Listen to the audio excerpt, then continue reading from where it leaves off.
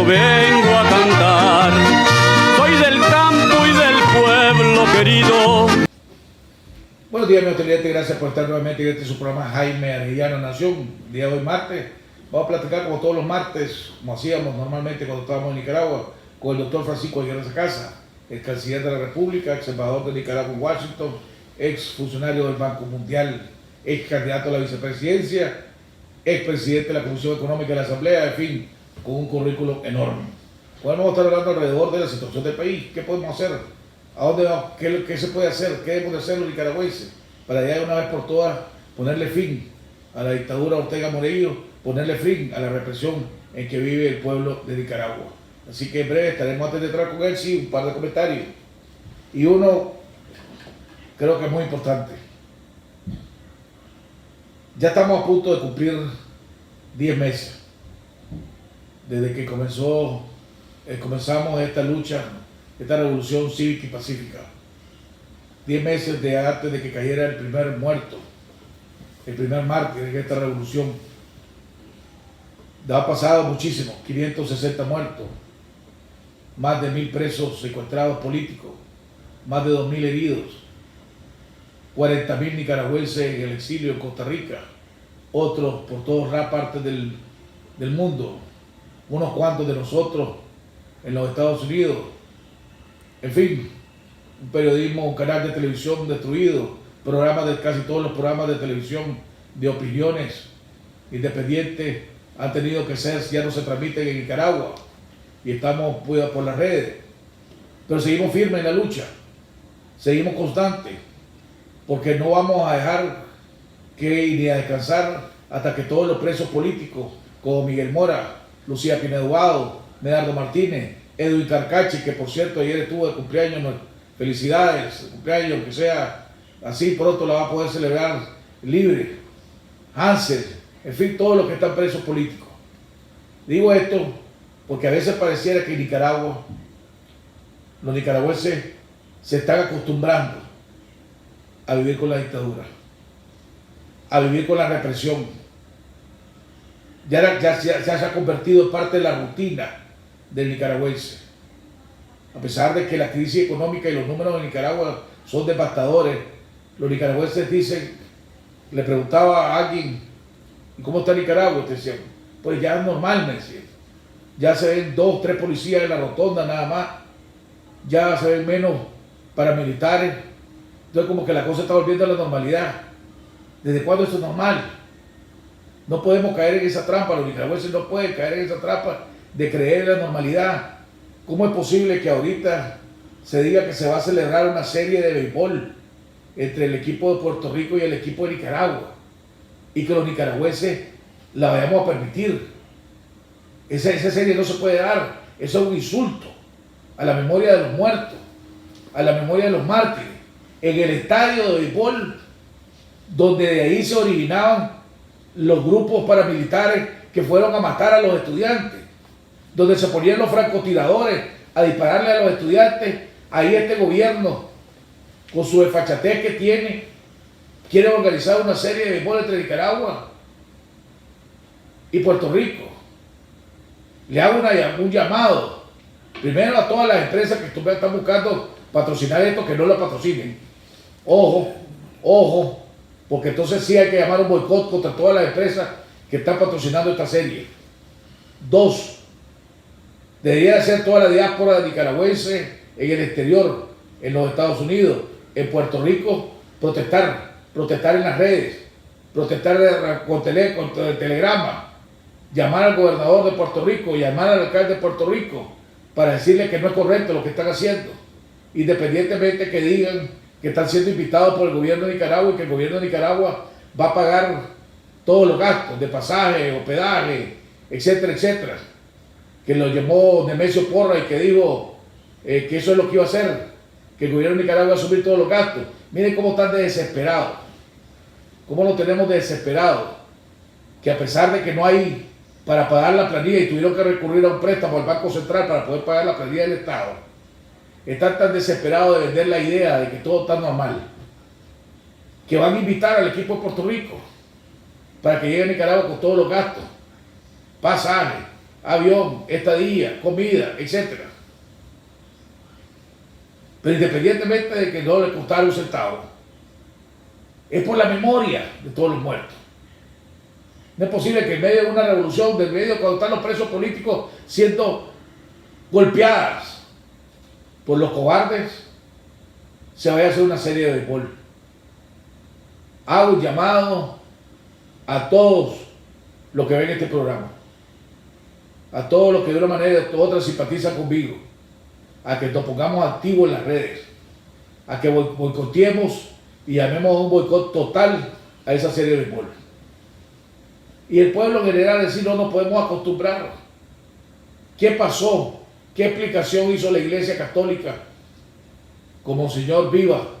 ¿Por qué permitió que Gustavo Porras y la Junta Directiva de una Asamblea Nacional, pero sobre todo Gustavo Porras, que fue señalado como uno de los actores de la matanza de León, se le haya permitido tener una actividad política en la iglesia? Y que de todas maneras, que solo nos hayamos chichado por un día y ya está. Eso no es posible. Eso no puede ser. Y nosotros los nicaragüenses tenemos que estar bien claros en que Daniel Ortega está destruyendo Nicaragua y la va a destruir. Antes de abril, el 24% del comercio en Nicaragua era formal. Ahora solo el 14%. 14%. Y eso tiende a disminuir considerablemente. La canasta básica va a pasar de 13.000 córdobas a 17.000 y pico de córdobas. 5.000 personas semanales están perdiendo su empleo. 65.000 personas van a perder su trabajo en la zona turística. Esas son las realidades que Ortega está destruyendo este país. La pregunta es, ¿hasta cuándo lo vamos a permitir? Lógicamente hemos descartado que la lucha armada y los conflictos armados, esos quedan descartados. Porque esta revolución cívica y pacífica, que la vamos ganando, como dice esta gorra, y como dice atrás, ¿verdad? Para poder tener una Nicaragua libre, la vamos a continuar de esta manera. Pero hay que mantener eso firme con la desobediencia civil, no pagar los impuestos, no parar en las protestas a través de las redes, no permitir que se crea que las cosas volvieron a la normalidad en Nicaragua, porque no están normales. Vamos a ver un cambio y ya regresamos con nuestro invitado, el doctor Francisco Aguirre Sacasa.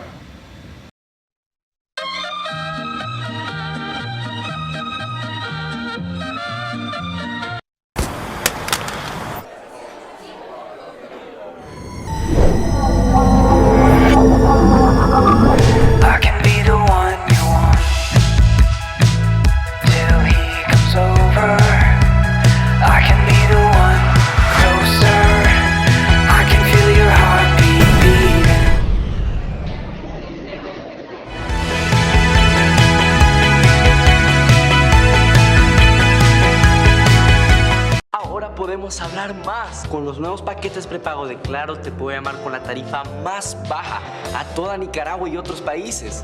Sí, yo sé, ya te quiero ver. Me encanta cuando jugamos. Activa tu paquete desde 30 córdobas y habla mucho más, enviando todo 10 al 8100. Por negocios o vacaciones, en avión o crucero, a cualquier parte del mundo. Ahorre tiempo y dinero comprando en Agencia del Viajero. Llame gratis o visítenos en línea en delviajero.com y compra con nosotros hoy mismo. Porque Agencia del Viajero tiene el paquete ideal para usted, con la mejor tarifa. Recuerde suscribirse a nuestra lista de correo y recibe las mejores promociones. Ya lo sabe, ahorre tiempo y dinero comprando en Agencia del Viajero.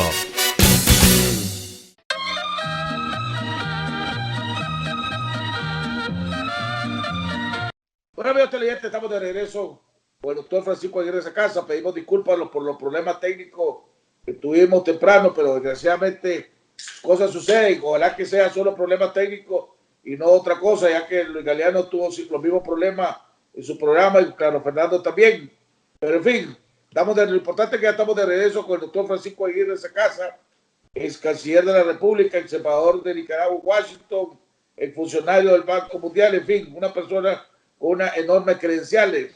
Doctor Aguirre Sacasa, perdone la disculpa y el retraso, pero lo importante es que estamos al aire.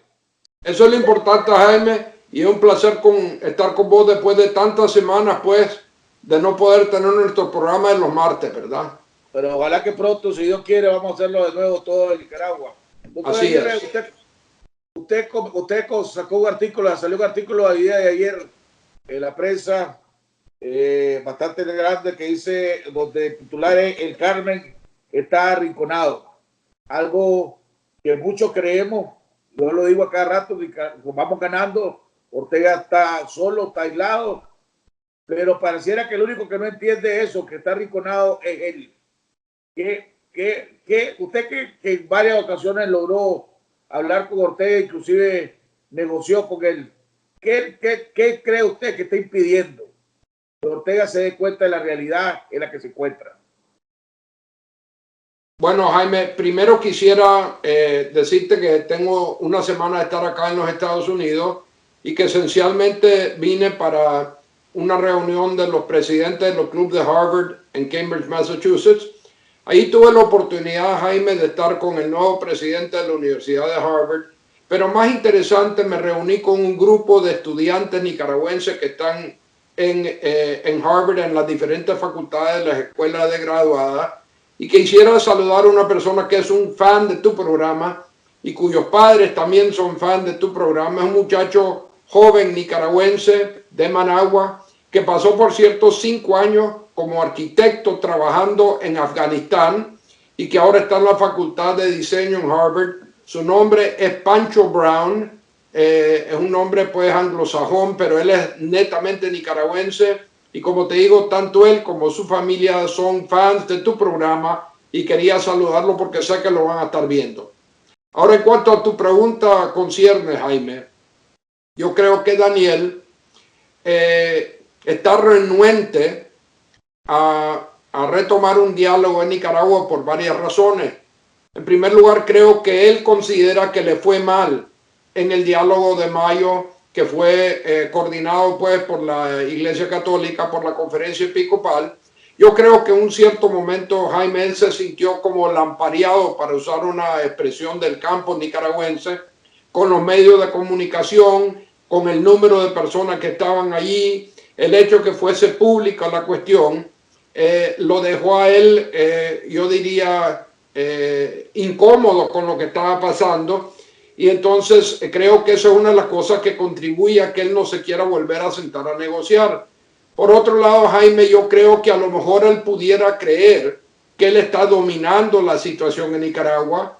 Te digo eso porque he escuchado pues a la primera dama decir en repetidas ocasiones que Nicaragua ha regresado a la normalidad, y a lo mejor él lo que cree es que esa retórica refleja la realidad de nuestro país y que él no tiene por qué sentarse a negociar.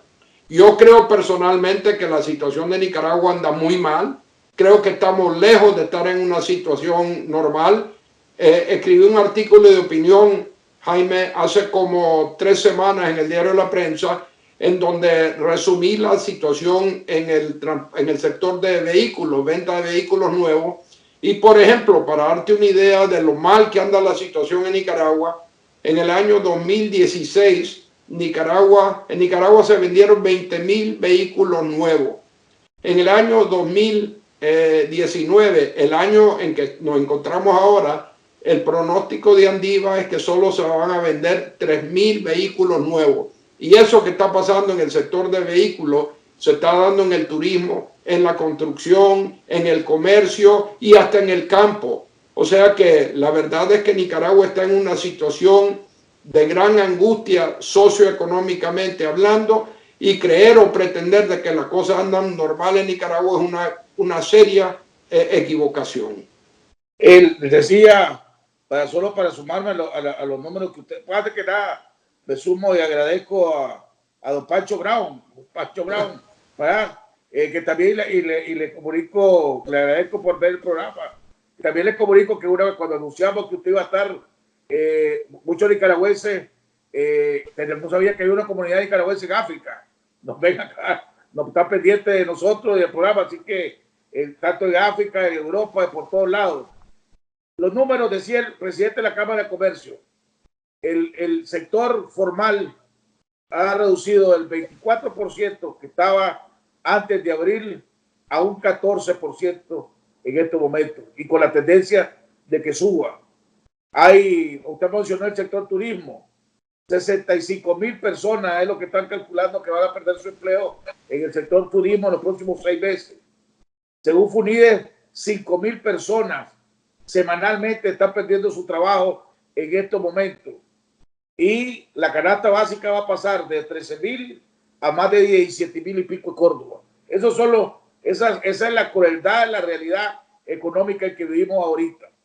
La pregunta es, esto en gran parte por la situación política, esto se le suma la ley de venganza, que yo le llamo la ley de venganza, el decreto de venganza del INS, más la reforma tributaria que está a la vuelta de la esquina a punto de aprobarse. Nadie sabe cuándo se va a aprobar. Entonces la pregunta es, ¿será esto una estrategia de Ortega para vengarse de un pueblo que le digo que ya no quiere que sea presidente, que ya no quiere seguirse sometiendo bajo una dictadura, y una estrategia para decirle también para una ofensiva final de Ortega para ver si logra doblegar al sector privado, si doblegar a un pueblo y que el pueblo diga, oído, ya pues, no quiero padecer de hambre, yo no estoy sin trabajo, quédate pues. No puede ser, o una comunicación de ambos, lo que estamos viendo. Jaime, yo quisiera antes de contestar tu pregunta solo hacer una reflexión más. El sector financiero, los bancos y la bolsa de valores están en una situación sumamente precaria. Acaba de estar una misión del Fondo Monetario justamente analizando la situación del sector financiero, pero yo te puedo decir de antemano lo que ellos van a encontrar. Una bolsa de valores de Nicaragua en donde solo el 25% de los fondos que estaban invertidos en la bolsa hace un año y medio están invertidos ahora. Hemos visto lo que ha pasado con Credit Factoring, con Factoring y ahora con una empresa de factoraje que yo desconocía, que creo que se llama Capital Finance o algo así. Y si se tratara pues del tema de turismo, Jaime, acabo de leer en los periódicos nuestros que un hotel, boutique hotel en Rivas de mucho prestigio que se llamaba Aqua o que se llama Aqua y que dependía mucho del turismo extranjero, ahora prácticamente no está recibiendo ningún turismo extranjero y se va a tratar de sobrevivir a esta crisis con el turismo nicaragüense.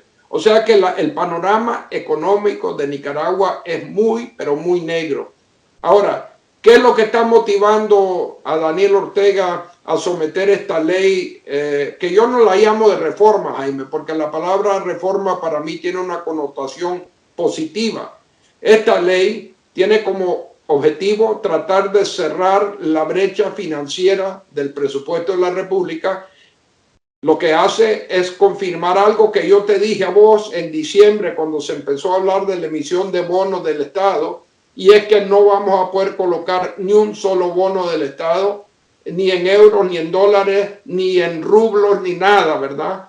Y si es cierto que a lo mejor inicialmente podría haber un pequeño crecimiento en las recaudaciones del Estado, para el segundo mes ya habrán logrado fundir a todas las empresas del sector formal de Nicaragua, se van a ir las zonas francas, aquí en Nicaragua se va a cerrar totalmente, o sea que eso es lo que lleva a mucha gente a pensar de que esta ley tiene como objetivo castigar al sector privado.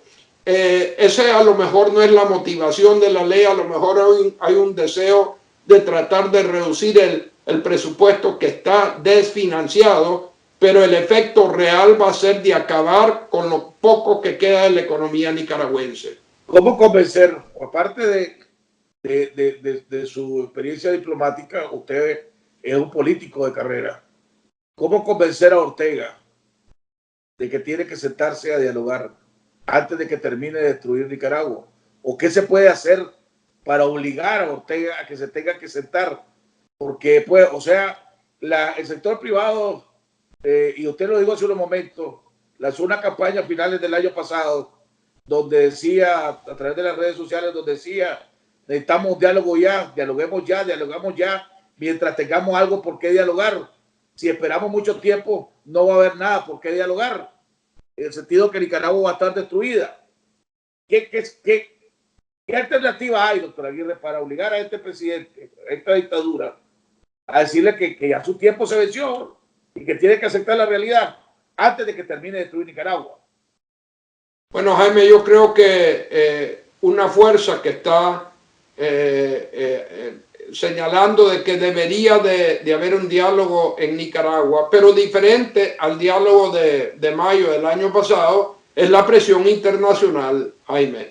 Vos has visto 3 misiones importantes norteamericanos que se han reunido con el presidente Ortega. La última fue hace 3 o 4 semanas, ¿verdad? Vos ves una presión tremenda en la OEA, vos ves una presión en los países europeos, vos ves a las 3 grandes instituciones financieras internacionales, el Fondo Monetario, el Banco Mundial, el Banco Interamericano de Desarrollo, básicamente diciendo no va a haber más plata para Nicaragua, pero la presión política extranjera, en cierta manera, lo que está haciendo es creando una correlación de fuerza muy incómoda para Daniel Ortega, su familia y sus allegados si no se sienta a dialogar con la oposición. Ahora, nadie está pretendiendo, Jaime, en este momento montar un diálogo a como se hizo creo que fue el 16 de mayo, en donde habían, no sé, tal vez casi 100 personas en la sala, en donde había cobertura de los medios, en donde en realidad se entró en un diálogo que tal vez era una manera de desahogarse el pueblo nicaragüense, sobre todo los estudiantes, pero que en el fondo lo que hicieron fue resultar en un fracaso de ese diálogo. Porque ¿cuáles eran los objetivos del diálogo? Elecciones anticipadas, creíbles, un fin a la represión, una puesta en libertad de los prisioneros públicos. Y más bien lo que se dio fue una retirada del gobierno del diálogo ese nacional, y la represión entró en su fase más cruenta, porque eran pocos los que habían muerto antes del diálogo y muchísimos los que murieron después de él. Pero la pregunta, o sea, yo estoy de acuerdo con usted, tal vez el problema es que hay tanta desconfianza en la clase política de Nicaragua, del pueblo, que había que crear una manera de que se calmaran las cosas y que no se creyera que iba a haber los mismos resultados o la misma de los años anteriores, donde hay arreglos debajo de la mesa, donde hay chanchullos y donde salen beneficiados unos pocos y en la situación general sigue igual, ¿verdad? Yo creo que por eso es que se trató de la conferencia episcopal, trató de hacerlo de tal manera podría decir que tal vez fue un fracaso, que no logró los objetivos principales, pero sí logró 2 objetivos muy importantes. Primero, como usted dijo hace un momento, el pueblo se logró desahogar a través de las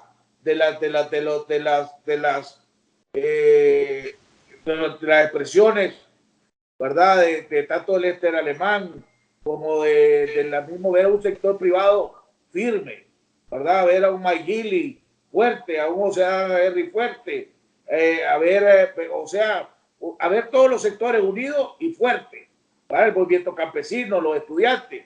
Eso sirvió para que se demostrara claramente que había una unidad que todavía no la ha podido quebrantar Daniel Ortega. Y el otro logro que se logró fue de que el gobierno tuvo que aceptar y aceptó que llegara una comisión de las Naciones Unidas a verificar realmente lo que estaba pasando en Nicaragua, y por eso es que el mundo ya no le cree a Ortega, porque sabe que estas organizaciones con pruebas en mano han demostrado que lo que en Nicaragua no hay un golpe de Estado, ni una contrarrevolución, ni terrorismo, sino que hay una dictadura masacrando a un pueblo. Bueno, en realidad lo más importante fue la llegada de la Comisión Interamericana de Derechos Humanos, ¿verdad?, de la OEA, que efectivamente, acompañado después por personas, misiones de la Unión Europea, confirmaron objetivamente hablando lo que estaba realmente pasando en Nicaragua.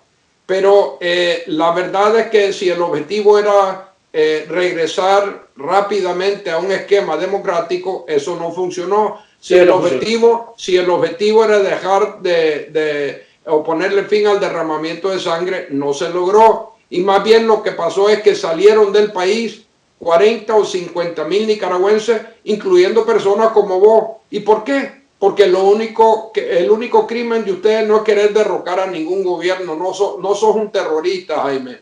Lo que vos insististe era en decir las cosas desde tu perspectiva y como la Constitución Política de Nicaragua te permite y te garantiza.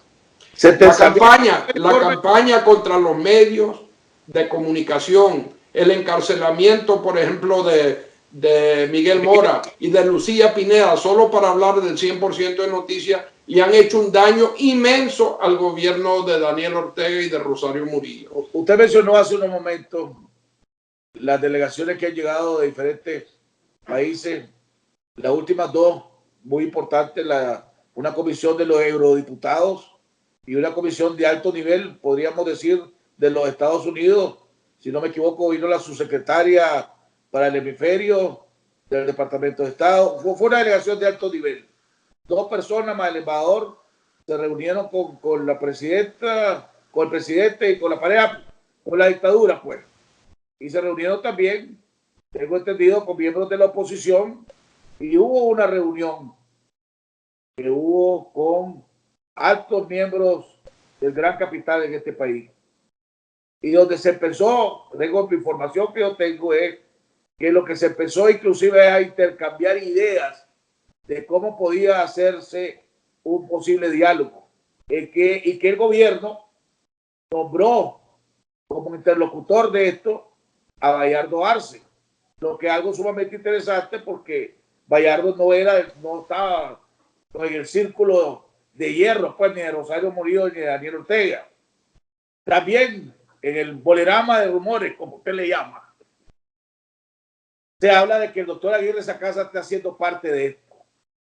El doctor Aguirre Sacasa está haciendo parte de ese intercambio de ideas, de ver cómo se puede hacer un diálogo en Nicaragua.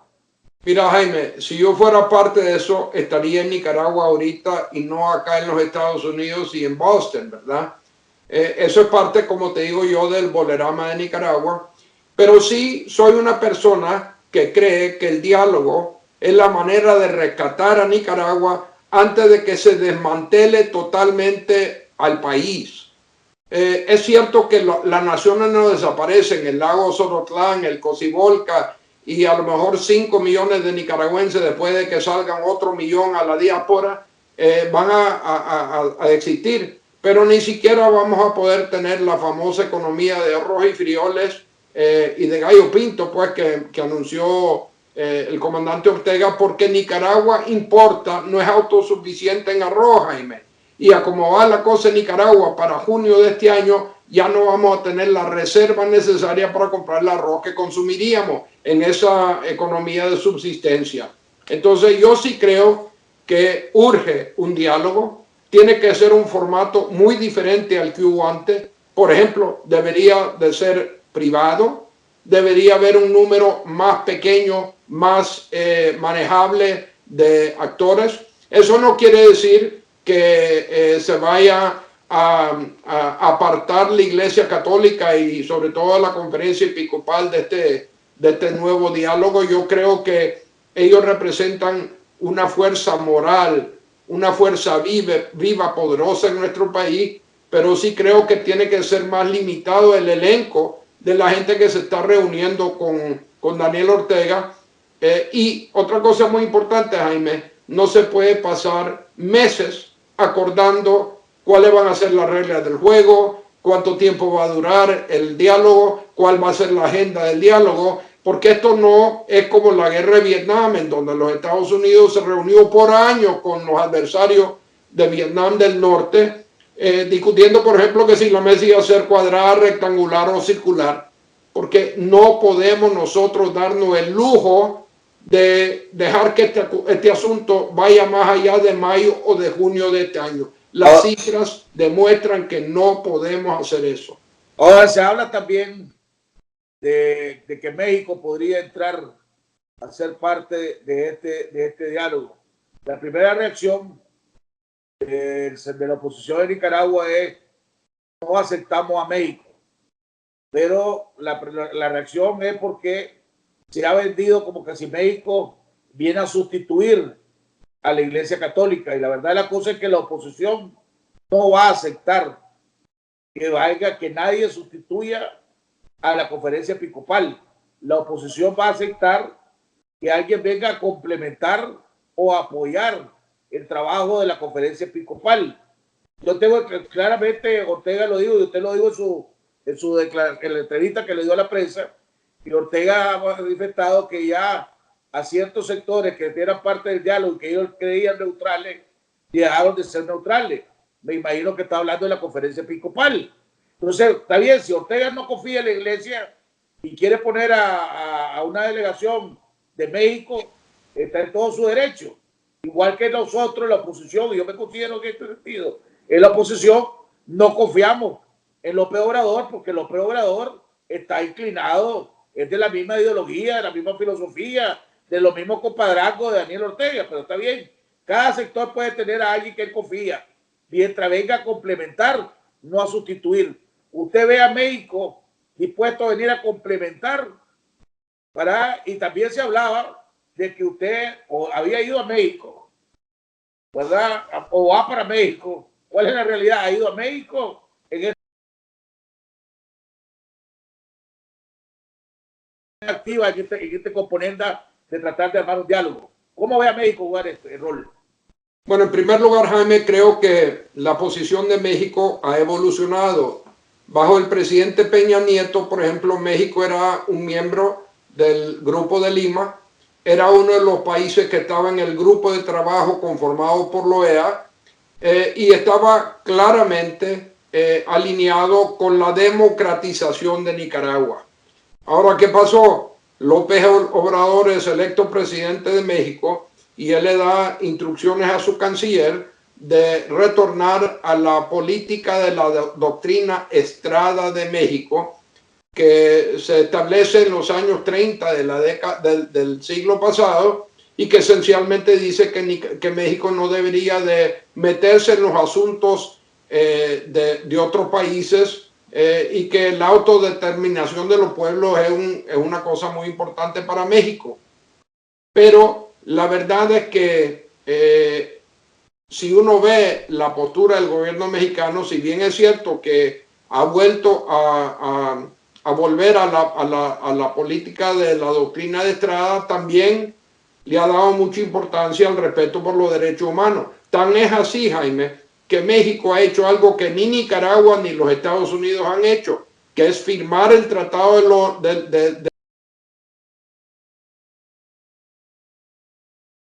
Penal Internacional.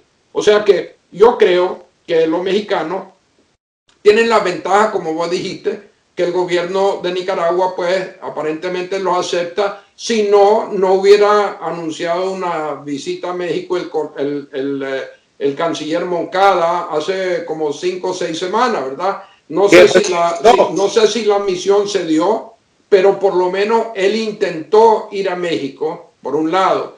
Y por otro lado, Jaime, yo creo que los mexicanos podrían jugar un papel interesante, así como lo podría jugar eventualmente alguien como Vinicio Cerezo y el sistema interamericano de Centroamérica, el SICA, ¿verdad?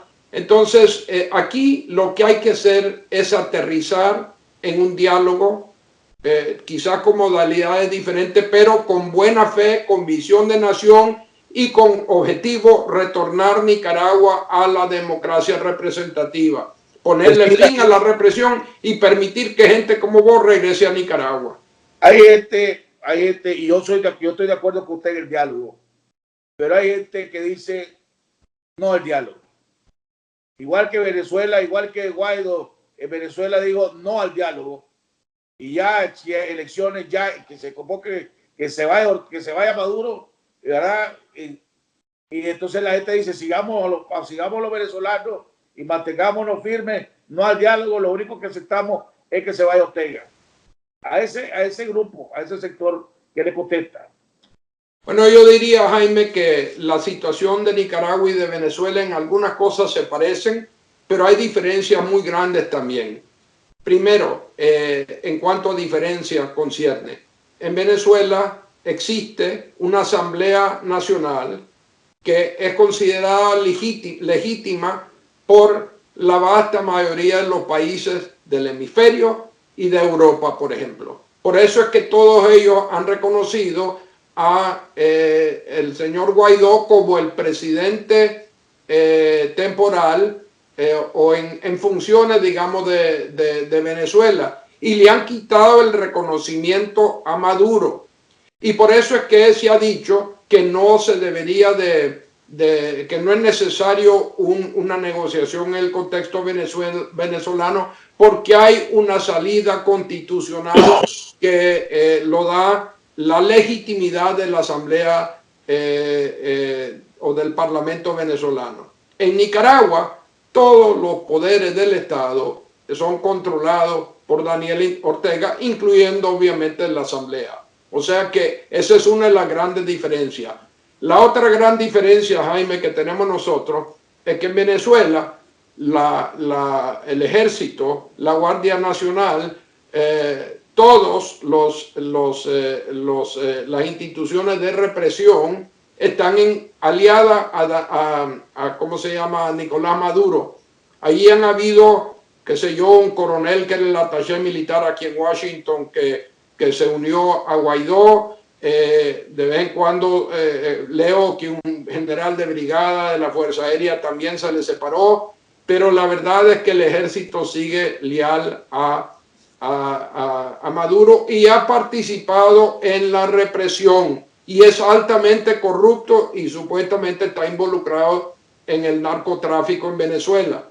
En Nicaragua, si bien es cierto que la policía ha sido el mecanismo que ha utilizado Daniel para reprimir al pueblo, el ejército sigue siendo sólidamente, ¿cómo te diría yo?, sólidamente mantiene todavía su independencia y su institucionalidad intacta. Yo sé que hay mucha gente en Nicaragua que quisieran ver al ejército a lo mejor derrocando al gobierno de Daniel Ortega o quizás desarmando los parapoliciales, pero la verdad es que el ejército en Nicaragua nadie lo puede acusar de corrupción, de narcotráfico, ni de estar violentando la constitución política de Nicaragua. Es todavía parte de la solución al problema y no parte del problema como existe en Venezuela. Bueno, lo del ejército, pues también sí está, nunca nadie lo ha acusado de narcotraficante ni nada por el estilo a nadie del ejército. Hay un debate alrededor, sí, si realmente el ejército lo que es por no actuar se convierte en cómplice, porque la Constitución no permite que haya paramilitares, que haya otro grupo armado fuera de la policía y el ejército. Y los paramilitares han dado de arriba para abajo con armas de guerra, no con armas pistolas, con armas de guerra. Entonces algunos expertos constitucionalistas dicen el ejército debía haber actuado ahí. Pero en fin, no vamos a entrar a ese debate con lo del ejército. Me lleva a la siguiente pregunta. ¿Qué pasa si Daniel Ortega no quiere dialogar y dice yo voy a destruir Nicaragua? Yo me voy a ir a la economía de arroz y frijoles, o si no solo frijoles, pero a mí nadie me saca de aquí del poder. O sea, no puedo descartar, no podemos descartar a este momento de la manera que está actuando Ortega, que a lo mejor se volvió loco todavía. O sea, una persona que no respeta las leyes, que ve Nicaragua como que si fuera su finca, ve al pueblo de Nicaragua no como seres humanos, lo ve como ganado, como animales, porque así es como trata a los que él considera que son terroristas o golpistas, los trata como animales. La gente, lo que está padeciendo los presos políticos en las cárceles, lo que ha padecido en el Chipote, mujeres que estén siendo violadas, manoseadas, mujeres que están siendo golpeadas a cada rato. O sea, esos son totalmente de carácter inhumano. O sea, si la única diferencia que ha habido entre él y Hitler es que no ha creado las cámaras de gas para mandar a matar en grupo. Pero la barbaridad que ha hecho Ortega con el pueblo de Nicaragua es desorbitante. Entonces, ¿quién no dice? Dice mucha gente que el poder es como la droga y que vuelve loco a la gente. Y ahí a lo mejor ya se volvió loco. Mira, yo creo que Daniel, desgraciadamente, Jaime, es la versión más moderna que tenemos de una cultura que a lo mejor desde antes de la época de la colonización por España ha existido en nuestro país. El otro día estaba leyendo parte del libro que escribió el primer embajador norteamericano en Nicaragua, Efraín George Quire, sobre los daños que sufrió Nicaragua a partir de su independencia de España en el año 1821, ¿verdad? Y la verdad es que periódicamente en nuestra historia hemos tenido caudillos que han llegado al poder y que se han aferrado al poder y que no les ha importado desatar guerras internas nuestras y hasta intervenciones extranjeras, como ocurrió cuando llegó Walker a Nicaragua, con tal de quedarse en el poder. O sea que aquí hay un problema cultural muy grande. No hemos logrado, Jaime, buscar la manera de lograr transiciones políticas pacíficas. Entonces yo creo que eso es un gran desafío, una gran tarea que tenemos todos los miembros de la gran familia nicaragüense y que ese debe de ser el objetivo fundamental de cualquier diálogo pues con Daniel Ortega y posteriormente con un gobierno nuevo, ¿verdad? O sea, ahí te nos lleva, ¿cómo puedes dialogar con alguien que no quiere dialogar? ¿Cómo puedes dialogar con alguien que es mentiroso, que es maruñero, con alguien que a lo mejor se volvió loco? Digamos, usted se acuerda, usted debe estar las declaraciones, que fueron unas declaraciones y testimonio de Payo Solí. Tal vez la persona, una de las personas más allegadas, o tal vez la persona más allegada al presidente Ortega y a su esposa, que se le haya volteado, pongámosle, la carta, las revelaciones que hace Payo Solí, de que el presidente Ortega quería una guerra armada en Nicaragua, que quería una guerra, que se hiciera una guerra civil, que quería derramamientos de sangre, que ya que está fuera de la realidad, que no reconoce cuál es la realidad de Nicaragua y que está ofuscado en mantenerse en el poder, cueste lo que cueste. Tienen que hacernos pensar a todo el mundo que a lo mejor estamos ante una persona, pues definitivamente no está actuando normalmente, ¿verdad? Entonces, ¿qué alternativa nos queda?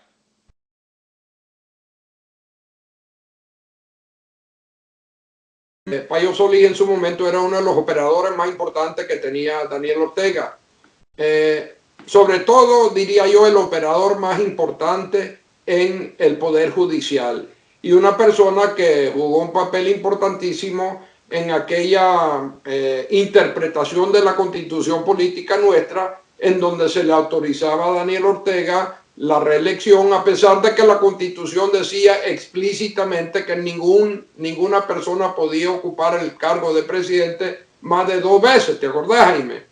Y el que realmente estaba en la vanguardia de ese análisis y después de eso, de la divulgación de eso, era Payo Solí. Ahora, yo no sé qué es lo que motivó a Payo Solí a separarse de la pareja presidencial.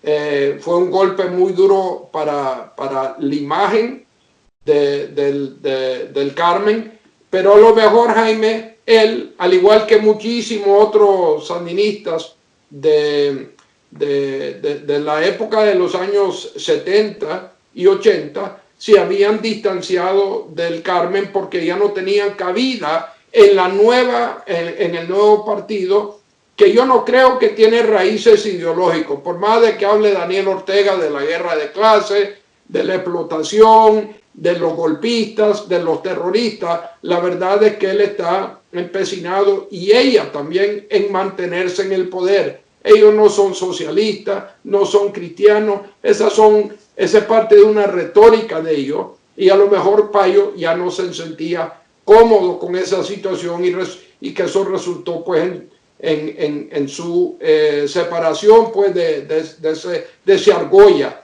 Yo creo que hay muchísimos sandinistas, Jaime, muchísimos sandinistas que lo que quieren es una transición hacia un país más normal. Si no, Jaime, ¿cómo te explicamos que nosotros logramos poner 500,000 personas en la calle en una ciudad que tiene tal vez 1.300.000 nicaragüenses? Tienen que haber habido muchísimos sandinistas en esa marcha, al igual que liberales, conservadores, católicos, evangélicos, gente de todo el país. Yo estoy de acuerdo que esta no es, y lo he dicho desde el principio, esta no es una guerra ideológica. Esta es una guerra entre aquellos que queremos la democracia, que queremos institucionalidad, que queremos Estado de Derecho. Jaime, se me salió low battery. ¿Qué pasó? Nada. Yo te veo y te oigo perfectamente, Jaime. Sí, tiene que seguir así. Pero en 10 minutos va a tener que cortar en call again in half an hour. Vamos a tener ¿Qué pasó? No sé por qué la batería se me está bajando, pero en fin, esto lo corrimos allá. Bueno, repito, volviendo esto lo va a corregir en la parte técnica, lo voy a editar. Volviendo a lo de... Pero ahorita estamos grabando otra vez, Jaime. Se está grabando. Okay. Volviendo a lo de Payo Solís. Yo estoy claro que Payo Solís no es un santo. Ha estado en muchas cosas turbias. Pero Payo Solís era de los que compartían la tarima antes de abril. Yo creo que Payo se sale porque definitivamente no está de acuerdo con la orden de masacrar a la gente, con la orden de matar a matarlo, ¿verdad? Y por eso es que lo dice y lo ratifica los policías que se han ido, que han pedido asilo. La orden que teníamos era salir a matar. Pero yo creo que Payo no estaba de acuerdo con eso. Pero nos lleva a lo siguiente, doctor Aguirre. ¿Qué ha pasado? Por ejemplo, si esta es una persona tan allegada y está diciendo esto. ¿Qué ha pasado, por ejemplo, con Humberto Ortega? Que aquellas voces del sandinismo que no estaban de acuerdo con cómo iba el rumbo del país, como Humberto Ortega, que escribió varios libros, yo fue varias veces, tuve mi programa, fue lo primero que dijo que Daniel Ortega iba por el rumbo equivocado y que Rosario Murillo no tenía la capacidad ni jamás podía llegar a ser presidenta de Nicaragua. ¿Qué ha pasado con Humberto? Mira, yo tengo mucho tiempo de no reunirme con Humberto ni de conversar con él. No sé no sé ni siquiera si está en Nicaragua porque él viaja mucho a Costa Rica. Como decís vos, él fue uno de los primeros, pues, en estar continuamente llegando a los medios independientes de comunicación como el 100% de Noticias. Yo recuerdo haberlo visto en tu programa en varias ocasiones, pero él claramente tenía un espacio que no tienen otros sandinistas o que no tenían otros. Pero yo creo que lo que le pasa a Humberto Ortega es lo mismo que le pasó a Payo Solís, a Lenín Serna, a Nicho Marenco, y es que se fueron separando y distanciando del Carmen en la medida que la naturaleza del FSLN fue cambiando. Yo insisto en que el FSLN de ahora es muy diferente al que existió antes. Antes era un partido de vanguardia. Ahora el FSLN yo creo que ha perdido sus cuadros más valiosos y en gran medida probablemente porque ellos ya no se sintieron bienvenidos al Carmen, ¿verdad? Y eso fue una fuga de talento muy importante que vivió el Frente Sandinista. Los expertos económicos, incluyendo usted, dicen que la economía, el rumbo del país no aguanta, la economía no aguanta llegar a mediados de año. Y tenemos a un Ortega desafiando al pueblo, destruyendo al pueblo de Nicaragua. Por segunda vez, destruyendo a Nicaragua. Lo destruyó en los años 80 y ahora lo está volviendo a destruir nuevamente. Entonces, ¿cómo confiar en alguien que por segunda ocasión te traiciona y por segunda ocasión te miente? Por segunda ocasión te está demostrando que no le importa destruir a Nicaragua. ¿Qué pasa si Daniel Ortega no quiere ir al diálogo? Hay que ponerle presión más a que la comunidad internacional le ponga más sanciones a Nicaragua, lo arrincone más. ¿Qué alternativa tenemos? Mira, yo creo que él tiene que percatarse por las 3 conversaciones que ha tenido con 3 diferentes misiones de los Estados Unidos que llegaron donde él, ¿verdad? Él tiene que percatarse que en los Estados Unidos hay fuerzas muy poderosas con un gobierno como es el de Donald Trump, que parecen tener en su agenda la democratización de Venezuela y la democratización de Nicaragua. Ya hemos visto acciones importantes norteamericanas. Te puedo asegurar que independientemente de lo que esté pensando la burocracia del Departamento de Estado, en el Congreso norteamericano y en la Casa Blanca norteamericana hay una decisión tomada de impulsar la democratización de ambos países, de Venezuela y de Nicaragua. No sé cuánto tiempo va a tomar eso, no sé qué medidas se podrían tomar para impulsar eso, pero yo lo que a mí me gustaría creer es que finalmente se va a imponer esa realidad en Nicaragua y que va a haber un diálogo, pero vuelvo a insistir, un diálogo diferente al que se dio en mayo del año pasado y que tendría como objetivo buscar una salida pacífica a la situación, pero como objetivo la democratización de Nicaragua. Yo recuerdo que en mayo del año pasado se hablaba de adelantar elecciones para el año 2019. Ya nadie está hablando de elecciones en el año 2019. Incluso algunas personas dicen que ir a elecciones en el 2019 con los partidos debilitados como están en Nicaragua sería un error. Entonces, aquí lo que necesitamos es pragmatismo, realismo, visión de nación, sabiduría y ubicarnos cada uno. Es decir, la oposición por un lado y Daniel por otro. Y saber que no solo es un juego interno, y hay una dimensión internacional. Jaime, perdóname que termine con esto. Una dimensión internacional muy poderosa que está incidiendo en nuestro país. Si le entendí bien, usted dice que no hay que descartar que mantener el pedido de que las elecciones sean en el 2021.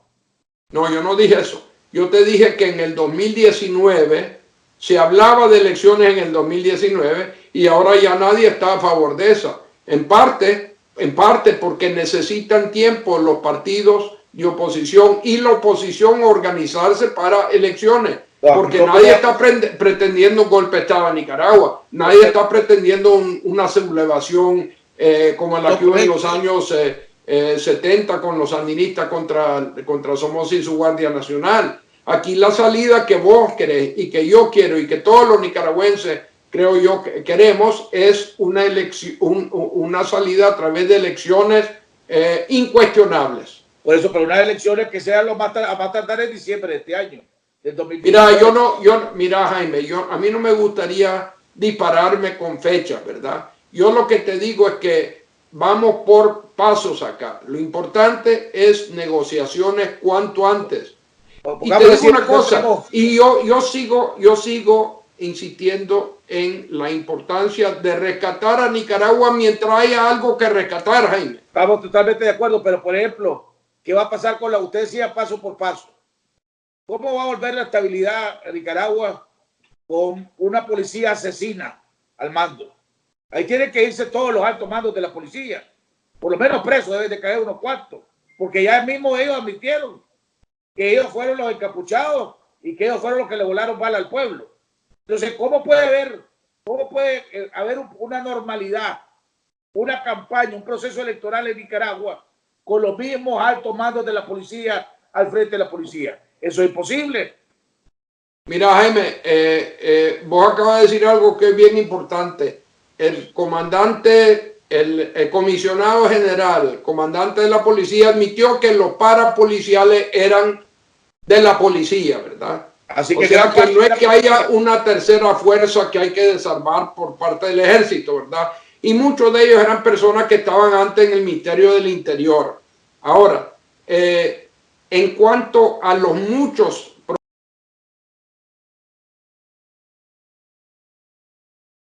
inmediatamente, por ejemplo, el Consejo Supremo Electoral. Afortunadamente, todos ellos van a tener que ser cambiados ahora en el mes de abril. Entonces ahí hay una cosa que es interesante, ¿verdad?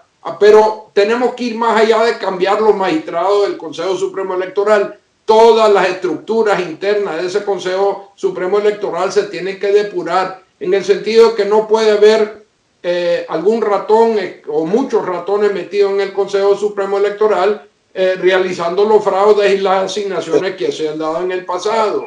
Correcto. Pero todo eso requiere de paciencia y tenemos que ubicarnos en los tiempos y en cuanto al poder que cada actor en Nicaragua tiene. Comentarios finales, doctor.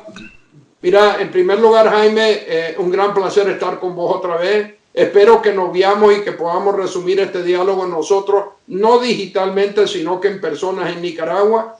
Me gustaría que eso se realizase. Tenemos que estar conscientes de que Nicaragua tiene un problema cultural en su política, que tiene que componer. Te repito, Daniel Ortega no está loco. Daniel Ortega está comportándose como se han comportado dictadores de Nicaragua en el pasado, incluyendo Anastasio Somoza Debayle, Anastasio Somoza García, Zelaya, Emiliano Chamorro, y podemos remontar a nuestra historia y vamos a encontrar a otra gente, ¿verdad? Entonces nosotros tenemos que modernizarnos en Nicaragua. Y eso no se va a hacer de un día al otro, pero se tiene que tomar ese primer paso importantísimo, que es un diálogo. Bueno, doctor, también ha sido un placer. Ojalá que podamos volver a reactivar los martes, aunque sea por cibernéticamente, y después justo allá en Nicaragua, que es lo que todo el mundo desea. Gracias por haber compartido con nosotros al pueblo de Nicaragua. Mantengámonos firmes, lucha, en esta lucha le vamos ganando a la dictadura Ortega.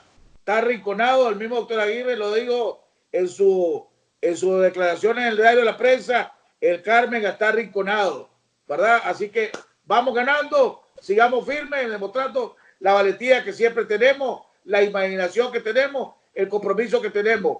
¡Viva Nicaragua, jodido!